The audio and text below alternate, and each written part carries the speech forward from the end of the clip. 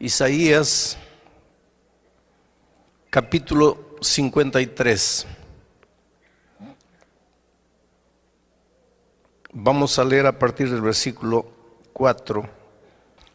¿Quién ha creído a nuestro anuncio? ¿Y sobre quién se ha manifestado el brazo de Jehová? Quiere decir, Isaías, en estos versículos que vamos a leer ahora, Isaías va a hablar del amor de Cristo. Pero antes de hablar ya empieza creando una interrogación. Dice, nadie me va a creer lo que voy a escribir aquí. Nadie, yo sé que nadie me va a creer.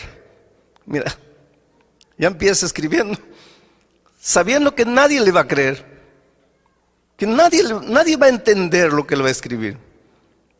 Y a partir del versículo 4 dice, ciertamente llevó Él, y está hablando de Jesús, nuestras enfermedades, sufrió nuestros dolores, y nosotros le tuvimos por azotado, por herido de Dios y abatido. Pero Él, herido fue por nuestras rebeliones, molido por nuestros pecados. El castigo de nuestra paz fue sobre Él, y por su llaga fuimos nosotros curados. Todos nosotros nos descarriamos como ovejas, cada cual se apartó por su camino, pero Jehová cargó en Él, en Jesús, el pecado de todos nosotros. Angustiado Él y afligido, no abrió su boca. Como cordero fue llevado al matadero, y como oveja delante de sus trasquiladores enmudeció y no abrió su boca. Yo estaba estudiando un día este texto con un judío, y cuando le di mi interpretación del texto, diciendo que aquí este texto estaba hablando de Jesús, del Mesías, porque ellos esperan un Mesías. El pueblo judío espera al Mesías todavía, porque para ellos el Mesías vendrá victorioso, glorioso, libertador. Ellos no pueden entender que el Mesías haya venido humilde, siervo, para morir, porque ellos esperan un Mesías político. Ellos no aceptan un Mesías espiritual. Y cuando yo le di la interpretación de este texto, él me dijo, pastor, esa interpretación que usted hace de este texto es una interpretación inmoral. Y yo le pregunté, pero ¿por qué inmoral? La palabra inmoral es muy fuerte. Me dice, porque que un malo muera por lo que hizo, eso es justo, eso es moral. Pero que un bueno que no hizo nada muera por un malo, eso es inmoral. Y puede ser, querido, desde el punto de vista humano, la muerte de Cristo en la cruz del Calvario no fue justa, fue inmoral. Pero Dios te amaba tanto que el Señor Jesucristo padeció la más o la peor de las injusticias que alguien pudiese haber sufrido. El día que tú entiendas lo que Jesús hizo por ti en la cruz del Calvario, no te va a quedar otro camino sino apasionarte por Cristo. Porque a veces tú no amas a Jesús porque no has entendido su amor. Te voy a contar una historia. Cuando era muchacho y estudiaba en el colegio, yo estudié en un colegio con internado, el internado de chicas y el internado de varones. Y un compañero mío, estábamos ya en el segundo, tercer año de teología, un compañero mío muy tímido. Esta es una historia linda del amor de la chica más linda del colegio, con el muchacho más feo del colegio. ¿Ya viste una chica linda? Multiplica por 10, esa chica era así, linda. ¿Ya viste un muchacho feo? Multiplica por 10, ese muchacho era así de feo. Pero era, además de feo, tímido, miedoso. No hablaba con nadie, pero muy bueno, honesto, trabajador, luchador, un grande colportor. En los veranos iba, trabajaba en las minas, vendía libros, ganaba dinero, volvía para estudiar. Era el alumno que en el inicio del año tenía todo el año pago porque luchaba, trabajaba duro. Nadie se fijaba en él. Todos teníamos enamoradas, novias, menos él. Un día él llegó con la noticia: Alejandro, estoy apasionado. Le digo, hombre, qué maravilla. ¿Y quién es la chica? Fulana. Fulana era la chica más linda del colegio. Los más lindos, guapos, conquistadores, habladores habían fracasado en conquistarla. Porque ella decía, yo vine aquí para estudiar, no para noviar. Y no le hacía caso a nadie. Y ahora mi amigo dice, fulana. Le digo, mira, yo creo que tú tienes derecho a enamorarte de cualquiera, pero de ella no te veo la mínima posibilidad. Y él me dice, pues yo sé, y es por eso que estoy triste, pero ¿qué hago? Yo la amo, simplemente la amo. Los meses fueron pasando y él no podía arrancar ese amor de su corazón. Y la miraba de lejos, la observaba. No se atrevía siquiera a acercarse a ella. Un día anunciaron que ella se iba del colegio. Estaba debiendo 3 meses la mensualidad, no podía pagar, parece que la familia estaba atravesando dificultades. Ella se iba del colegio. Y cuando este muchacho se enteró que ella se iba porque estaba debiendo, se fue al gerente de la institución y le dijo así, miren, yo tengo todo el año pagado. Quien se va a ir de la universidad soy yo, me voy. Y con el resto del año que yo tengo pagado para mí, quiero pagar la cuenta a la chica. El gerente le dijo, pero ¿por qué? El dinero es mío y yo quiero hacerlo. Solo quiero una cosa, no le digan a ella que yo fui. Díganle que el colegio le está dando una beca, cualquier cosa, pero no quiero que ella sepa lo que yo hice. El muchacho se quedó un tiempo más sufriendo. La chica se quedó. Ahora estaba pago. El muchacho estudió un poco más. En poco tiempo se iría a seguir colportando. Un día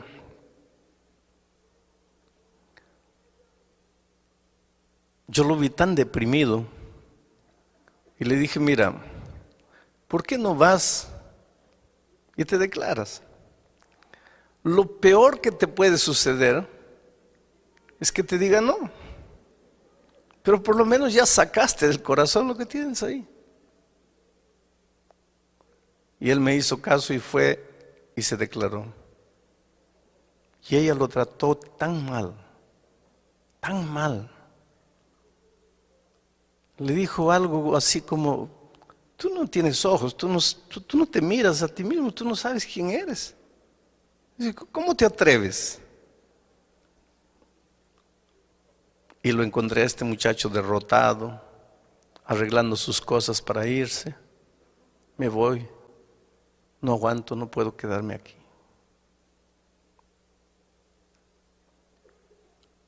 Un día me encontré con la chica.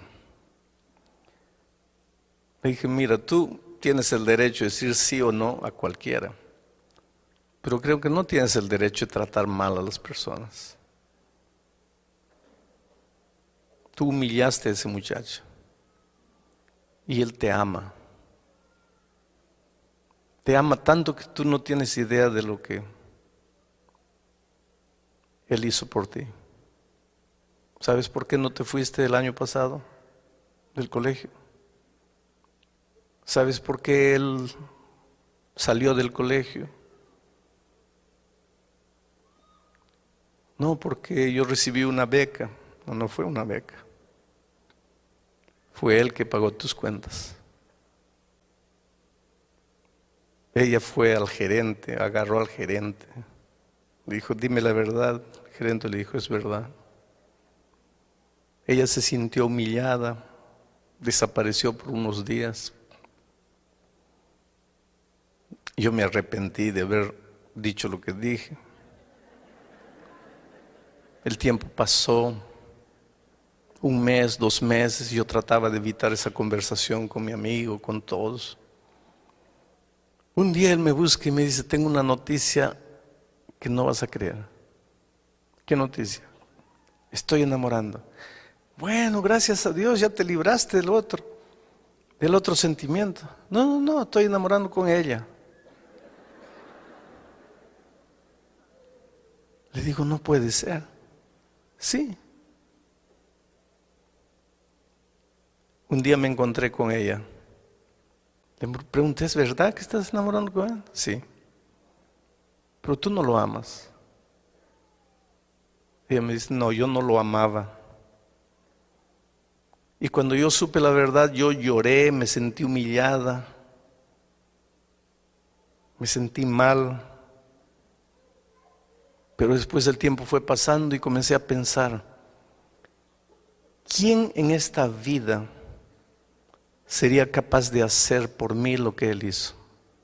Sin siquiera querer que yo sepa. ¿Quién podrá amarme en este mundo más que ese muchacho? Y un día pensé para mí misma, ¿cómo tendría el valor de no amar a alguien que me ama tanto? Y se casaron y fueron felices. ¿Cómo tendría el valor de no amar a alguien que me ama tanto?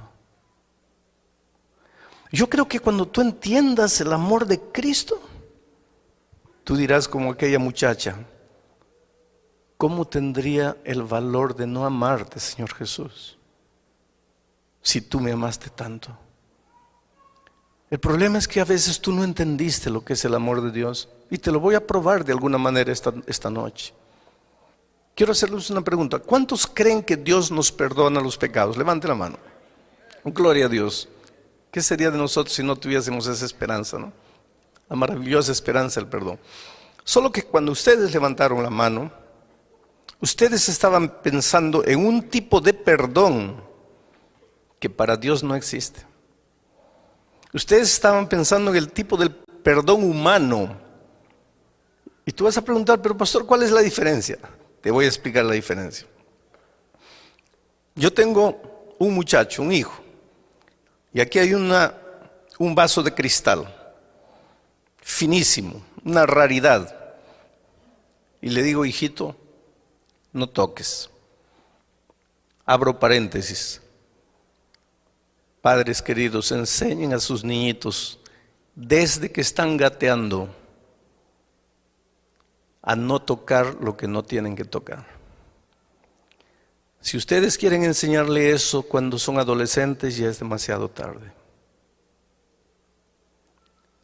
No es porque pequeñito, déjalo tocar, déjalo, pobrecito, no sabe lo que hace. No, nunca vas a ver lo que hace si tú no colocas límites desde cuando ellos todavía no aprendieron a raciocinar.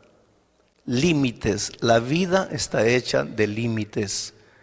No te dejes llevar por la corriente frívola, vacía, hueca de este siglo que no conoce límites.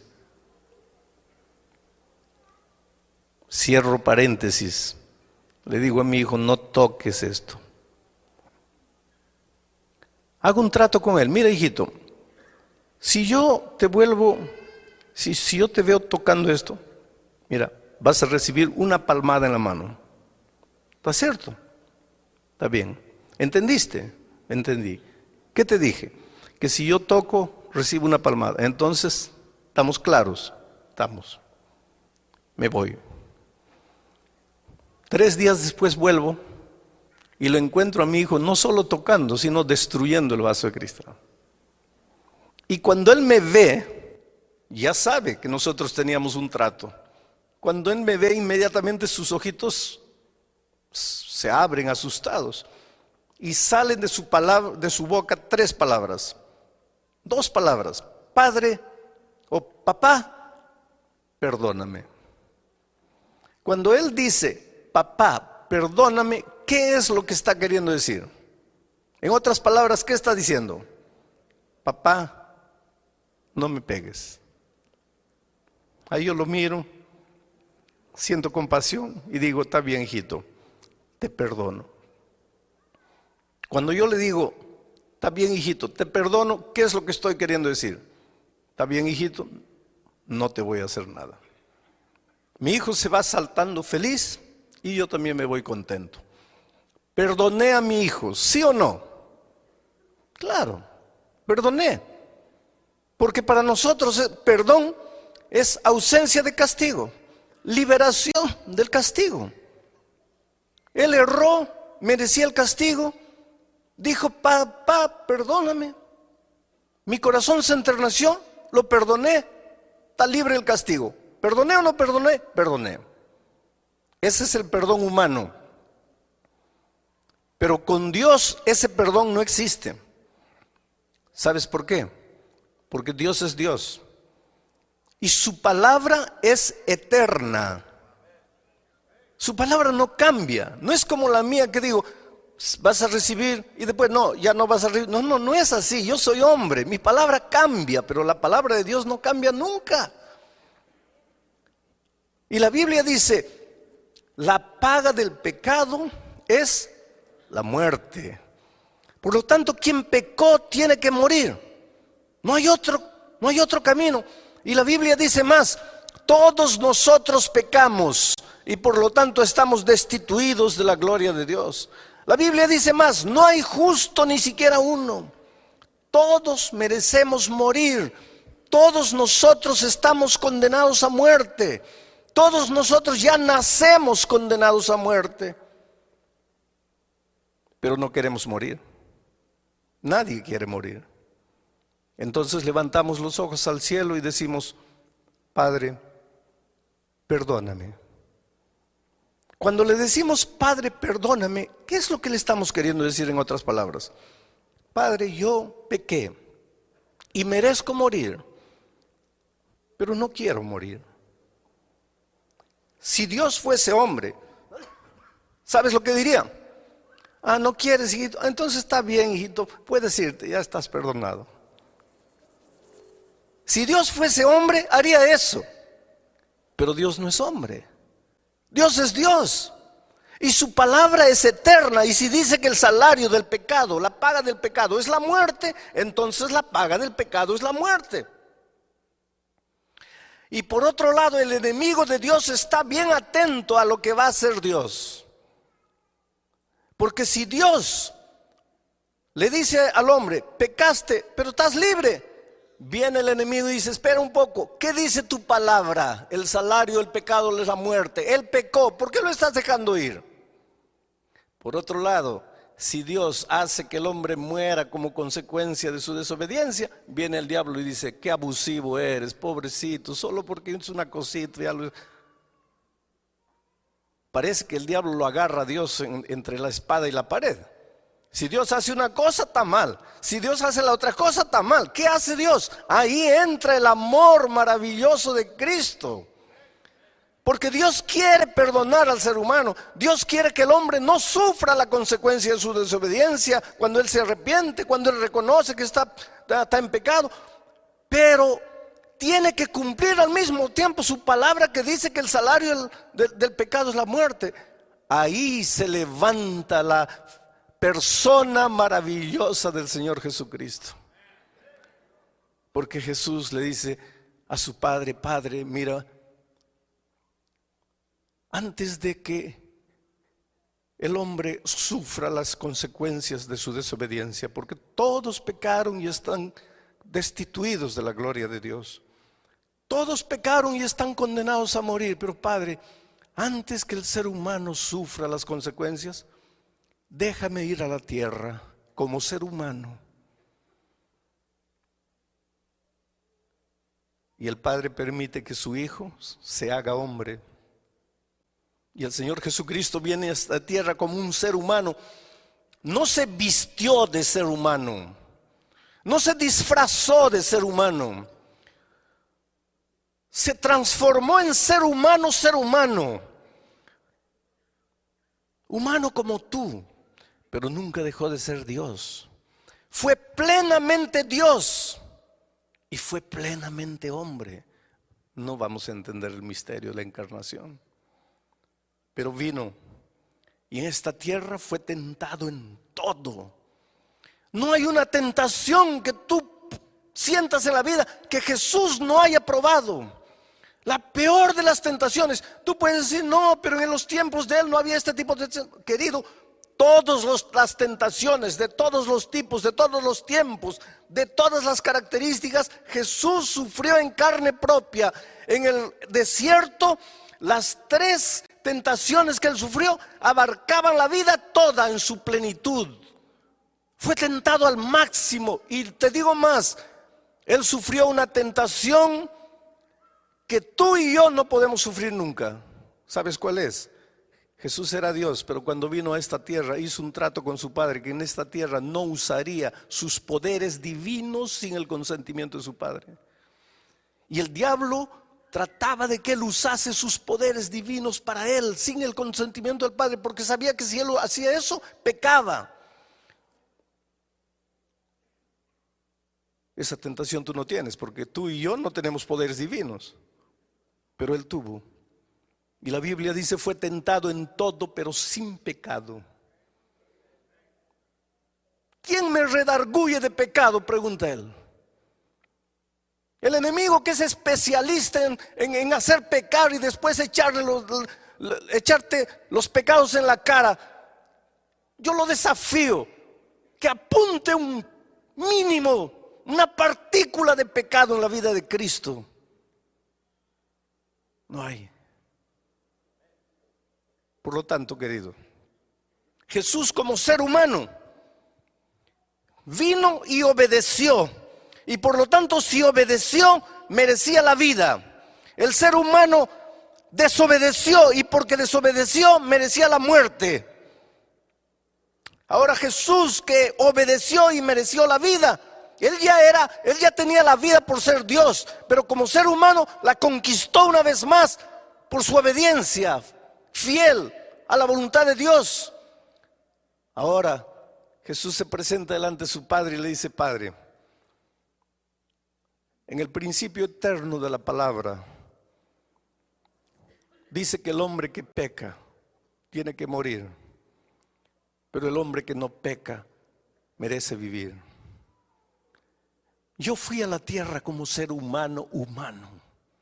Fui tentado en todo, sin pecado. Yo merezco la vida como ser humano, aunque tengo la vida por ser Dios.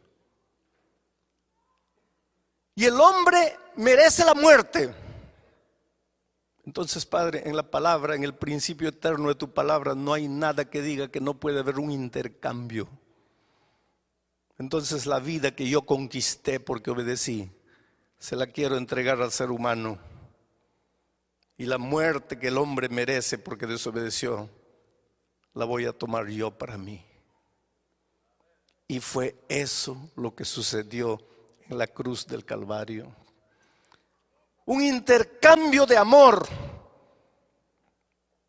Pero qué fácil es decir: Jesús murió en la cruz del Calvario por mí. Oh, querido, yo quiero que entiendas una cosa. Jesús no era un loco suicida que tenía ganas de morir, no. Jesús era un ser humano, tan humano como tú y como yo. Él tenía instinto de conservación. Él no quería morir. Él era un ser humano completo, así como nosotros. Él tanto no quería morir que la noche del Getsemaní lloró y sudó sangre. Y la ciencia prueba que en momentos de extremo sufrimiento el hombre es capaz de sudar sangre. Y si nunca te ha sucedido, perdóname, pero por más que hayas sufrido, no has llegado al momento del extremo sufrimiento.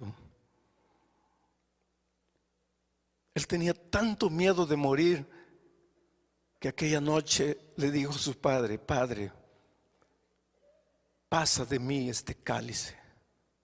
¿Sabes lo que le estaba diciendo? Oh Padre, yo sé que mañana tengo que morir.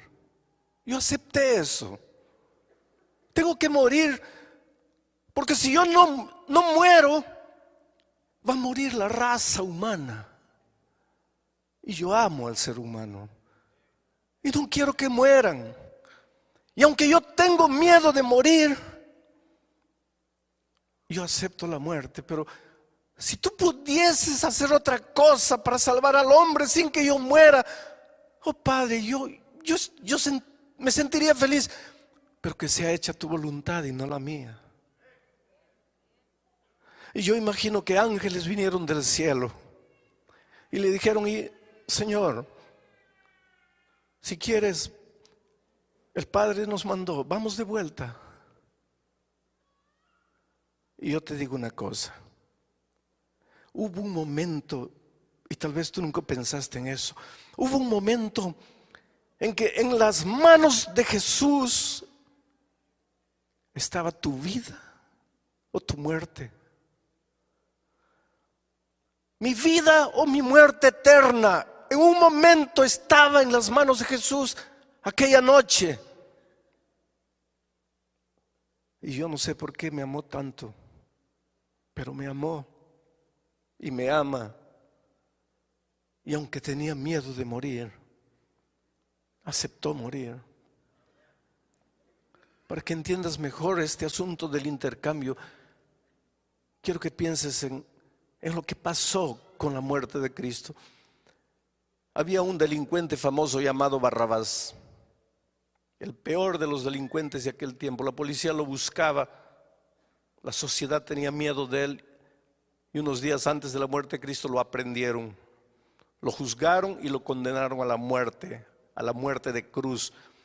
La muerte de cruz era la peor de las muertes. ¿Saben por qué?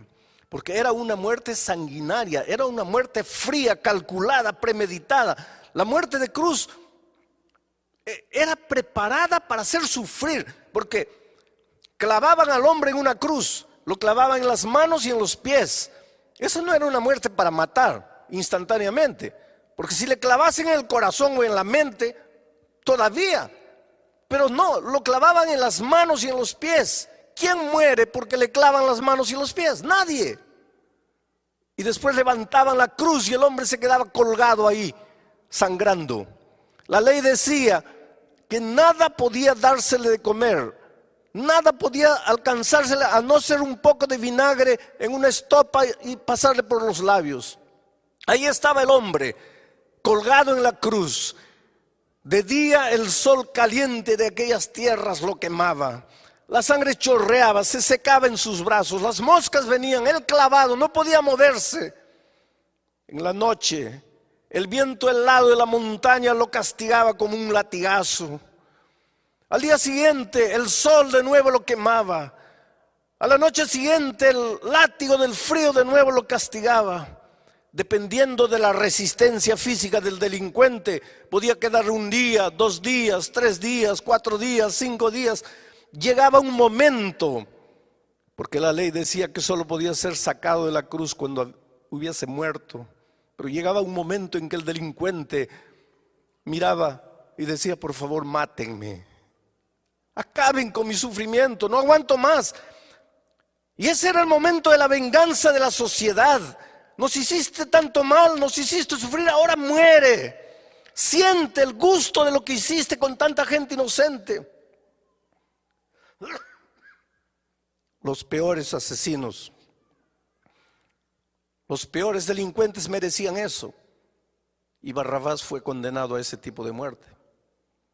Mandaron llamar al carpintero, porque había que preparar una cruz con las medidas del delincuente. Porque si el delincuente midiese 2 metros, ¿cómo lo iban a clavar en una cruz de 1,50? Entonces llamaron al carpintero, y el carpintero tomó las medidas de Barrabás, tanto de largura, tanto de altura, etcétera. Fue, trabajó con la madera, seguramente colocó el nombre abajo, Barrabás, cruz de Barrabás. Llevó, recogió su dinero y se fue. Perdonen.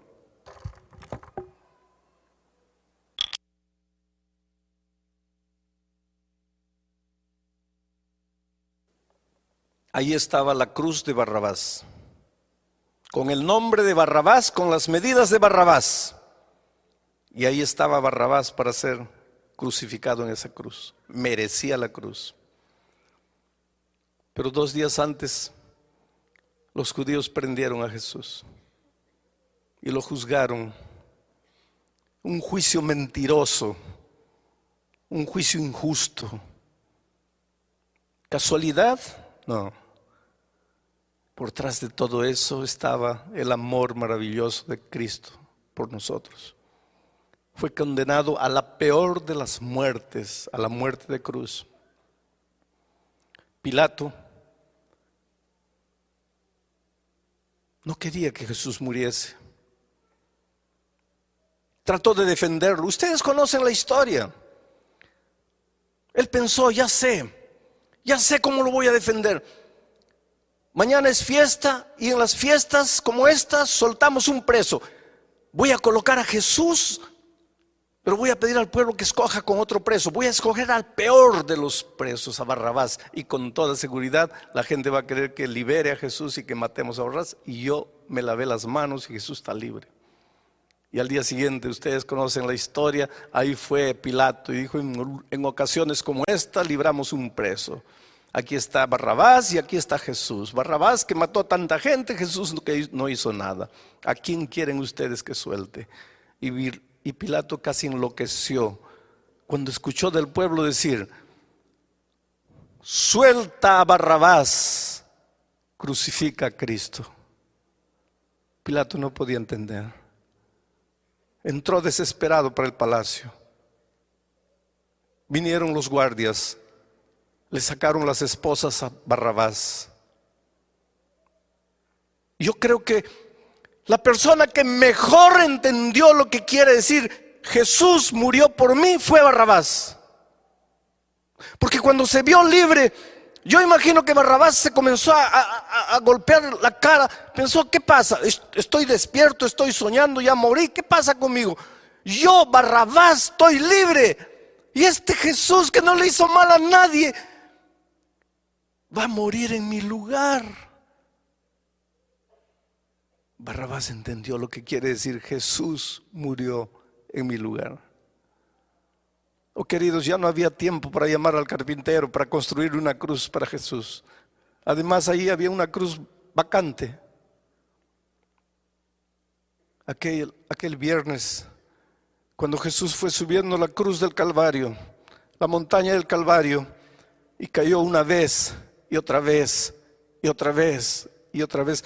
¿Sabe por qué cayó? Porque él no estaba cargando su cruz. ¿Y sabe por qué? Porque a Jesús nadie, nunca le preparó una cruz. ¿Y sabe por qué? Porque Jesús jamás mereció una cruz. Aquella tarde, Jesús estaba cargando la cruz de otro. La cruz de otro, con el nombre de otro, con las medidas de otro. Era otro el que tenía que morir ahí, no era él.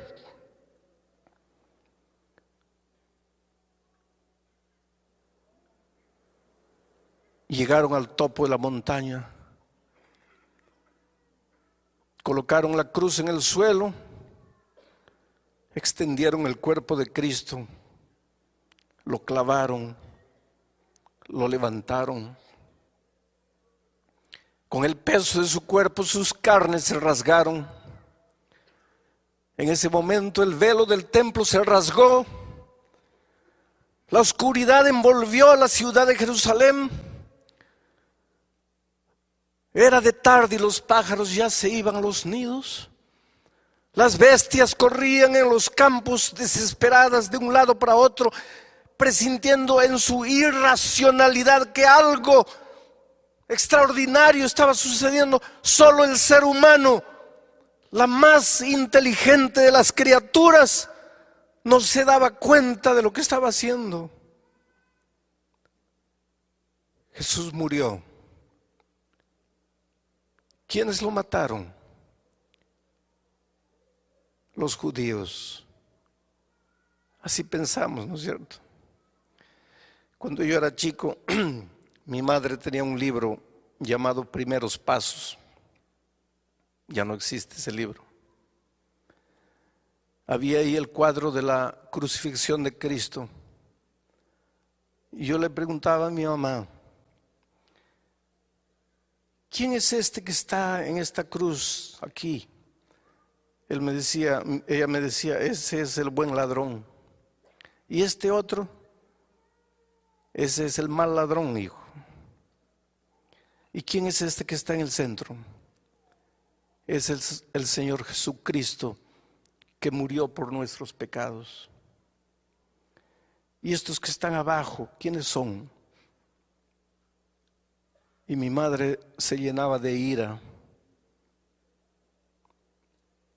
y me decía, hijo, esos son los perros soldados que mataron a Cristo. Y toda mi vida crecí pensando que fueron los soldados que mataron a Cristo. Hasta que un día, echado en mi cama, mirando al techo, pensando en mis errores, en mis faltas, en mis desatinos, pidiendo perdón a Dios, me di cuenta que no fueron los soldados que mataron a Cristo. Fui yo. Era la única manera de salvarme. No había otra.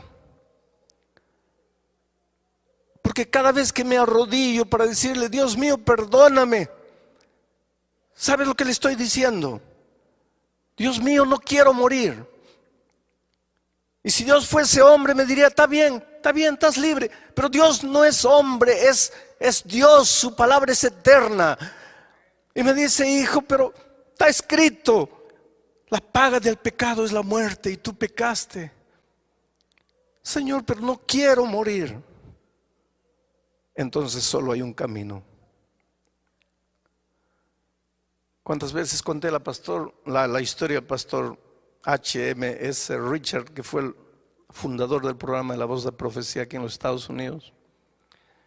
Él cuenta que cuando era joven, cuando él era adolescente, le gustaba robar las manzanas del vecino, la chacra. Y un día la vecina se quejó y la mamá tomó una vara verde y le mostró la vara al hijo y le dijo, mira hijo, ¿estás viendo esta vara? Si la vecina vuelve a quejarse, ¿estás viendo la vara? Te voy a dar 5 veces con esta vara en las espaldas. ¿Me estás escuchando? Sí, mamita. ¿Qué te dije? Que si vuelvo a robar las manzanas me das 5 veces. Entonces está claro, está claro. Pasó un día, 2 días, una semana, 2 semanas. Las manzanas estaban más lindas que nunca, más rojas, bonitas. La tentación es así. Y él no resistió y saltó, agarró 5 manzanas y cuando ya estaba cayendo de vuelta al patio, ahí estaba la mamá con la vara en la mano. Las manzanas rodaron y él se quedó asustado mirando a la madre y le dijo, mamita, perdóname. ¿Qué estaba queriendo decir? No me des. La mamá le dijo, no hijo, nosotros teníamos un trato.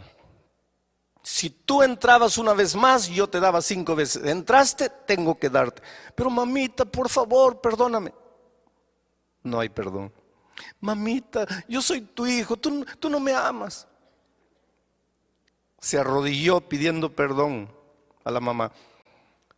¿Y qué madre puede quedarse insensible cuando ve a su hijo arrodillado, llorando, pidiendo perdón? Y la madre le preguntó: hijo, ¿no quieres recibir los 5 varazos en las espaldas? No, mamita. Entonces levántate. Y él se levantó. Y la mamá le extendió la vara y le dijo: hijo, toma la vara. Y él agarró la vara y le dijo: mira, teníamos un trato. Si tú infringías más, yo te daría 5 veces con esa vara. Y tú infringiste. Mereces el castigo.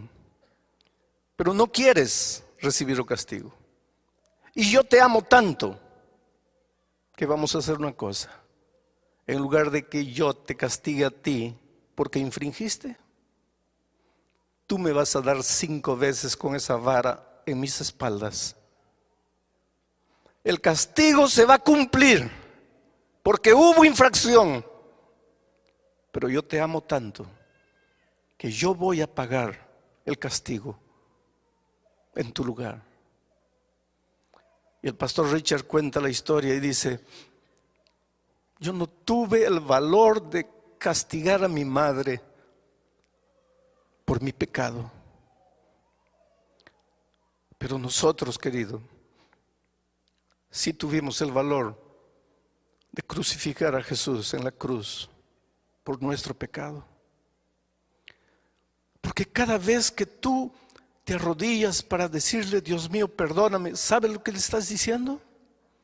Yo pequé, Señor, y merezco morir, pero no quiero morir.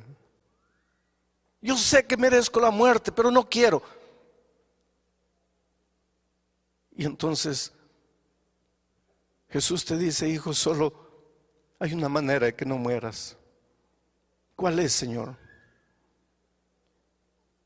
En lugar de que tú mueras, yo voy a morir. Tú me vas a quitar la vida. Y lo hicimos. Por eso, queridos, cuando yo miro a la cruz del Calvario, me pregunto como aquella muchacha del colegio: ¿cómo tendría el valor de no amar a alguien que me ama tanto? Pocas veces me emociono cuando predico, o quiero decir, pocas veces me descontrolo en mis emociones cuando predico. Pero nunca conseguí predicar el tema de lo que sucedió en la cruz del Calvario sin que mis emociones escapasen a mi control. Porque nunca tendré palabras para agradecer a Dios por lo que hizo por mí. ¿Qué hubiera sido de nosotros si el Señor Jesús no hubiese estado dispuesto a morir en la cruz? Por eso esta noche te voy a hacer una invitación. Esta invitación no es para los miembros bautizados de la iglesia. Las personas que se han levantado anoche y han venido aquí tampoco necesitan levantarse esta noche, porque anoche ya tomaron su decisión. Esta invitación es para ti, querido, que estás empezando a estudiar la Biblia, estás empezando a conocer a Jesús, que tal vez esta noche entendiste el amor maravilloso de Jesús por ti y quieres decirle: Señor, yo no sabía que tú me amabas tanto. Yo no sabía lo que significaba Jesús murió por mí, pero yo te entrego mi corazón. Yo te doy mi vida. Yo quiero que tú me guíes en esta tierra.